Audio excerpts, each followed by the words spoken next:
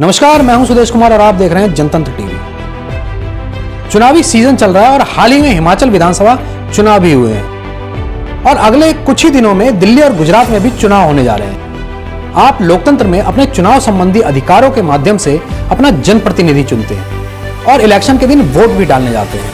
जरा सोचिए, अब ऐसे में आपको पता चले कि आपका वोट डाला जा चुका है या आपका नाम वोटर लिस्ट में है ही नहीं, तो ऐसे में आपको घबराने की कोई जरूरत नहीं है। बस आपको इससे संबंधित कुछ बेसिक नियम और कानून मालूम होने चाहिए। तो चलिए हम आपको चुनाव से संबंधित चैलेंज वोट और टेंडर वोट से संबंधित कुछ नियम बता रहे हैं। बस बने रहिए जनतंत्र टीवी के साथ। सबसे पहले हम बात करेंगे चैलेंज वोट की। आप सभी ये तो जानते ही होंगे कि जब आपका नाम वोटर लिस्ट यानी मतदाता सूची में न हो तो आप आधार कार्ड दिखा करके वोट डाल सकते हैं।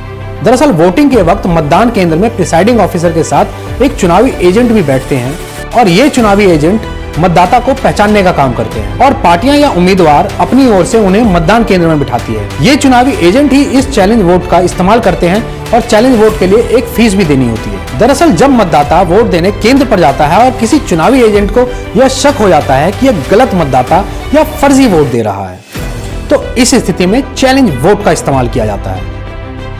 ऐसी स्थिति में पोलिंग एजेंट प्रिसाइडिंग ऑफिसर के समक्ष वोट चैलेंज करता है और साथ में कुछ फीस भी देता है। चैलेंज वोट में प्रिसाइडिंग ऑफिसर के सामने चुनौती प्रस्तुत करता है कि ये वोटर सही नहीं है। इसके बाद प्रिसाइडिंग ऑफिसर अन्य कागजों के साथ इसकी जांच करता है और फिर जांच करने के बाद वोटर को वोट देने का अधिकार देता है।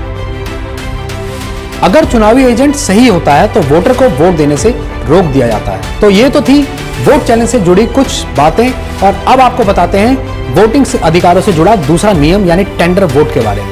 तो आइए अब जानते हैं क्या है टेंडर वोट। दरअसल जब लोग ये शिकायत करते हैं कि उनका वोट डाला जा चुका है तो ऐसे में टेंडर वोट कानून के जरिए पुराने वोट को चैलेंज कर सकते हैं और नया वोट डाल सकते हैं। दरअसल चुनाव आयोग के नियमों के सेक्शन 49J के अनुसार टेंडर वोट की व्यवस्था की गई है, जिसके लिए अधिकारियों को पहले से खास निर्देश दिए जाते हैं। मान लीजिए आप वोट देने किसी मतदान केंद्र पर जाते हैं और आपको पता चलता है कि आपका वोट कास्ट हो चुका है या आपका वोट डाला जा चुका है।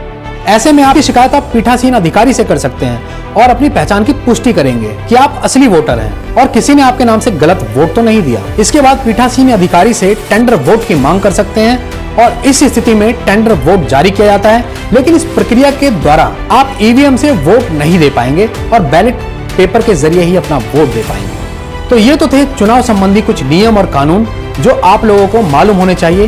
देश और दुनिया की तमाम बड़ी खबरों के लिए आप बने रहिए जनतंत्र टीवी के साथ।